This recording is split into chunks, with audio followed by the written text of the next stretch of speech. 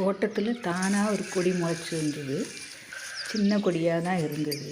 பார்த்தா இலை வேறு மாதிரி இருந்தது. இது வெள்ளரி கொடி, பூசணி, பரங்கி எதுவுமே இல்லையே, என்ன கொடின்னு யோசனை பண்ணிகிட்டு இருந்தோம். அதுக்கப்புறமா தான் நினைவு வந்தது. நாங்கள் வாட்டர்மெலன் வாங்கி சாப்பிட்டுட்டு அந்த வேஸ்ட்டெல்லாம் அங்கே தூக்கி போட்டிருந்தோம்.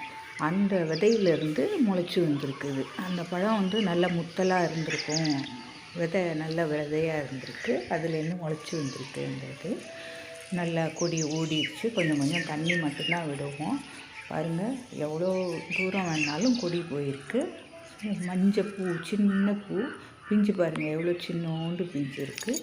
டெய்லி பார்ப்போம், பூக்கும், பிஞ்சு வைக்கும், கொட்டிடும். அப்படியே தான் இருந்தது.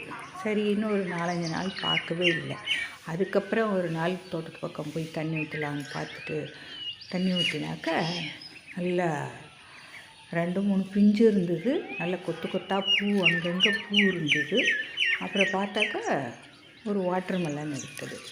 நல்ல ஒரு தேங்காய் சைஸுக்கு வந்துருச்சுங்க. நம்ம பார்க்காமையே பாருங்கள், நல்லா அதே மாதிரி கோடு கோடாக அப்படியே வாட்டர்மெலனாகவே இருக்குது. நம்ம ஒரு கையில் பிடிக்கிற அளவுக்கு பெருசாக இருந்தது.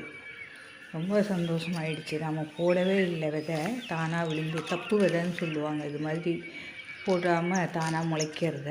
அதில் ஒரு காய் காய்ச்சிருச்சு பாருங்கள். இனிமேல் நல்லா பராமரித்து நாம் பழம் வாங்கி சாப்பிட்டு அந்த விதையை கூட இப்படி விதைக்கலாம், அதிலேருந்து வரும் அப்படின்னு தெரிஞ்சிருச்சு. இனிமேல் இது மாதிரி பழம் வாங்கி சாப்பிட்டா வேஸ்ட்டு பண்ணாமல் அதை விதைச்சி செடி வர வைக்கலான்னு முடிவு பண்ணியிருக்கோம்.